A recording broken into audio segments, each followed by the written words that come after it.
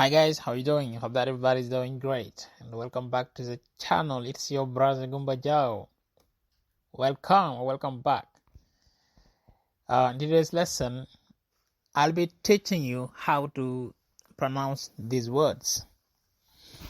But first of all, I would like to remind you not to forget to subscribe, like and share. Thank you guys.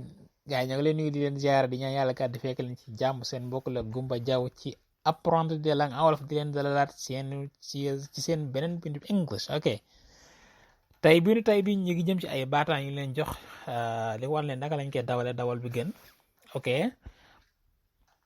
pronunciation bi ngeen bàyyi ci xel ci yenn baat yi nga xam si ne am nañ yaakaar dañuy jàng angale des fois dañ ci juum. Ok, so bu gënaa loolu nag di leen fàttali bu leen fàtte abonné, like et partager les vidéos dana ci baax gaay. Ok, so the first one is knowledge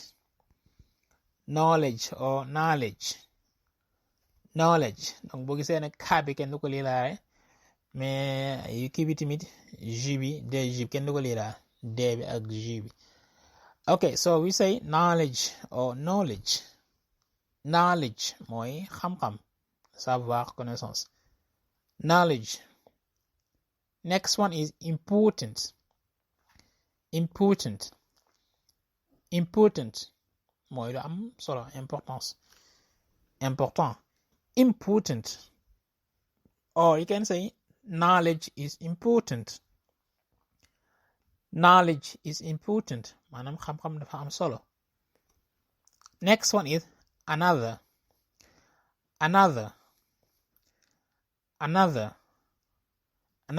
mooy beneen. Cake. Can say I'm going to have another piece of cake. Maa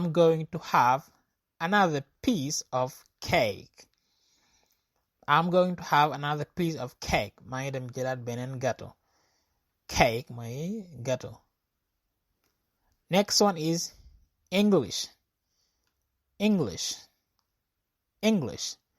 waaye kenn du wax English comme français ñi jàng français ni ngi lii francophone.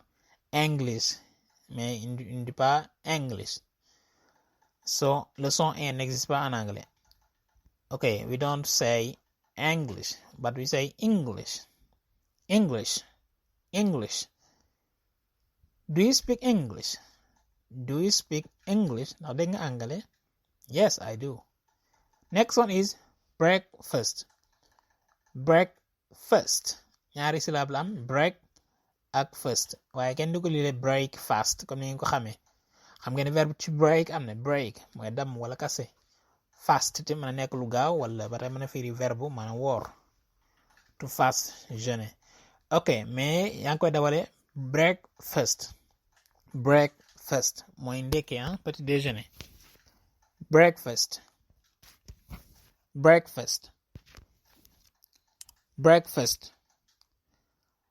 Yeah. Example, you can say, what do you want for breakfast? Mooy lan nga bëgg a ndekkee, loo bëgg a ndekkee. What do you want for breakfast? Chocolate. Ba tey kenn du wax chocolate, mais wala chocolate or chocolate mooy chocolat. Chocolate. I like chocolate mooy dama bëgg chocolat. Next one is women. Bu nga xoolee ne moo nekk pluriel woman mooy benn jigéen. Women mooy jigéen yu bari. Bu leen gisee ne oo lañ bindee mais kenn du ko liiree women comme ni nga koy faral di dawale, mais women. Women. Example, you can say, I have seen two women. Mooy gis naa ñaari jigéen. Okay, women. Okay guys, that's all from me today. Thank you for watching, but don't forget to subscribe, like and share. Thank you guys. I'll see you in the next one. Take care.